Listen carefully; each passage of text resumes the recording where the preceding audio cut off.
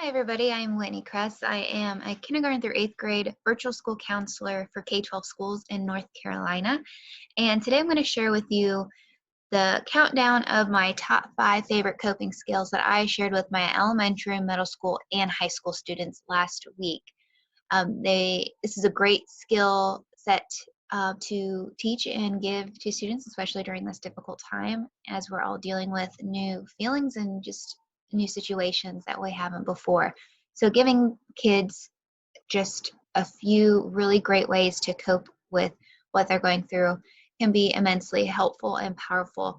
And I promise I used all these same slides for my kindergartners through seniors in high school. A lot of what you're giving them is just how you're presenting it. So, um, yeah, you don't have to adjust these.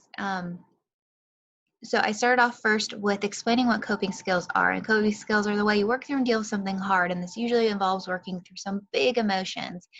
And I explained some examples of coping skills. Like we already use coping skills every day. You just probably don't know it. Some coping skills we use are healthy coping skills, like when we go ride our bike when we're upset. And some are not healthy coping skills, like yelling at our sister when she takes our toy. And those are how we're dealing with our emotions. And we want to make sure we're practicing healthy coping skills that are not hurtful or harmful to ourselves or other people. And I found this coping tools sheet here online, and I share this all the time and gives kids a good idea of where to start with their own coping skills. And I make sure that they also are aware of coping skills are different per person. A lot of it's based on your personality, what you enjoy doing, what you feel recharged by doing, what just makes you feel happier and better. But I have found 5 really good coping skills that have worked for many kids for anxiety and worry. So let's get started and count down from number 5.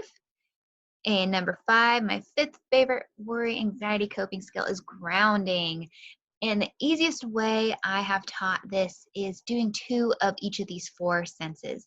And I got these lovely little pictures from our Worry Warrior Teacher Pay Teacher. So if you want those, you will have to pay for those. But they're wonderful visuals, and but you get the gist of this picture, right? You name 2 things that you can hear right now, 2 things that you can feel, 2 things you can smell, 2 things you can see.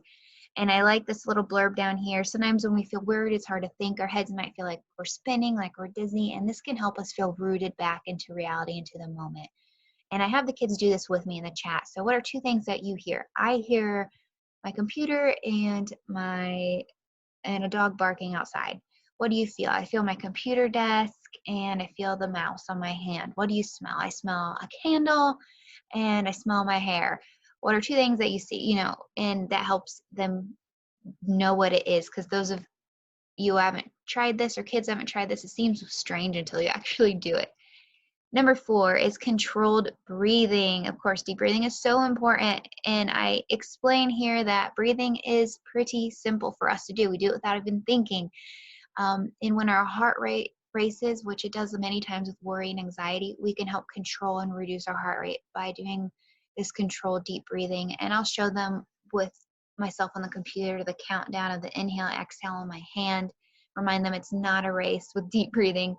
And I like these other visuals too, like smelling in the birthday cake, blowing out the candles, blowing a pinwheel, things like that that they can pick with their favorite one. Number 3 is positive thinking. Thinking positive thoughts is one of the most powerful coping skills you can practice. Many times we find ourselves jumping to the worst possible scenario, and we do not want to get into a habit of that.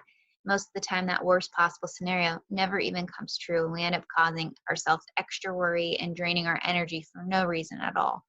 So we know that positive thinking affects the way we feel, which affects the way we act. So we want to start positive, because if we start negative, we're going to feel worse and we're not going to be our best selves. So let's challenge ourselves to think positively. And then I had the kids practice by naming a positive of the situation going on right now. What are you doing with your extra time at home? Number 2 is staying active. Do something active. When we feel worried, sometimes we feel down and don't want to do anything but lay around and on the couch and eat Pop Tarts, right? So we have to challenge ourselves to be getting moving and having that active time each day.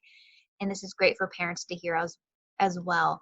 And when kids are home all day and doing virtual schooling, it's so easy to be in front of the screen. So we want to challenge them again to get outside. And I gave the opportunity for kids to share what they are doing that's fun outside right now. And number one, which is my favorite coping skill, is talking to a trusted adult. And a trusted adult is someone who cares for you, would always keep you safe, and loves you and knows what's best. And that person is usually a parent or close relative. And no, pets do not count in this circumstance. We love talking to our pets, but we need to talk to a trusted adult because sometimes our feelings are too big, complicated, or confusing to figure out on our own. And just saying what we're thinking and feeling out loud can help us feel better. Pretty simple, right? So thank you all for listening. Those are my top 5 favorites. And thank you and good luck. Bye.